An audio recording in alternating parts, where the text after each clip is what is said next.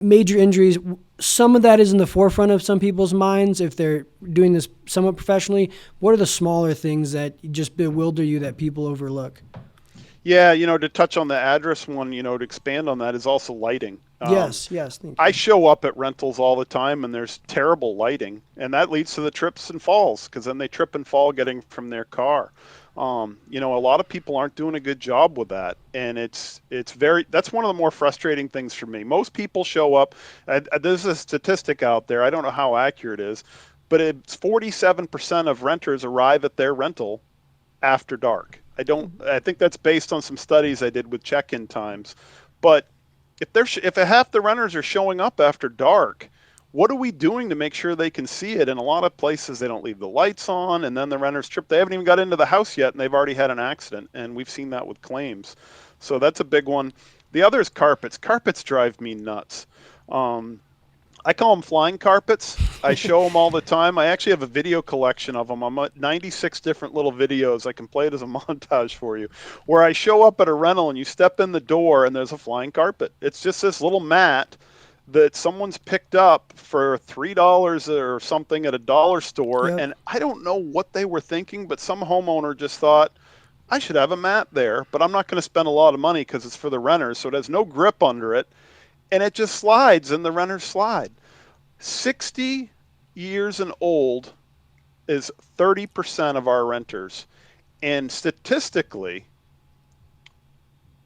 80% of renters over the age of 60 are going to slip and fall. As we get older, this hasn't happened to you yet, but our steps start becoming scuffs. And it only takes a quarter of an inch to create a trip hazard. And Okay. so a lot of people aren't setting up the rental. They worry about kids, but they don't worry about people that are becoming mobility challenged. And baby boomers make up a huge percentage of that right now. And it's not as easy to get around as it used to be. And we're not focused on preventing those trips and falls. And this is just kind of a side note. It's a scary side note, but people who are in the more mature demographic also have more time to sit there and call lawyers and talk about these things It's a very than good someone point. who's 20 or 30 who trips and falls and goes, well, that was my own stupid fault. It's a And very you good may never point. even hear about it. Yeah, one thing, shortly after your walkthroughs, we got rid of every bathroom floor mat. You know, those Yeah. bathroom floor mats with the kind of that rubbish bottom, they start to peel up on the sides. And Yep. there's also hygiene too. You don't know how often those bathroom floor mats are getting cleaned. So we went hotel style. They're Yeah. flat and And the hotels have learned that lesson. That's why when you walk into a hotel, there's never anything on the floor.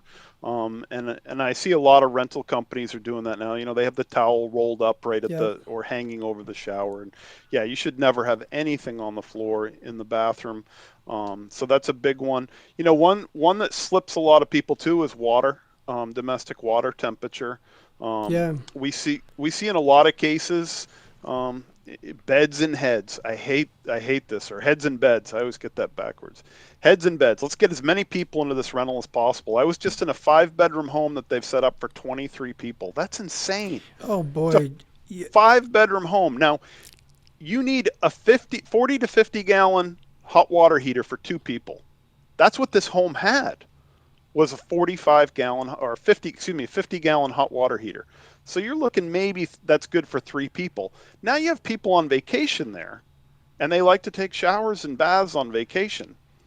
That many people put such a demand on that in order to counter it, they turned the temperature up. They turned the temperature to 143 degrees. That's what we measured on the sink. You get a third-degree burn after 2 seconds of exposure to water that's over 140 degrees. And it's only 6 seconds over 130 degrees. So a lot of people aren't thinking about this. You got to add another hot water heater. Yeah, it's $3,000, but if you're putting 23 people in the property, you're going to make that back pretty quickly. So, I mean, the list goes on.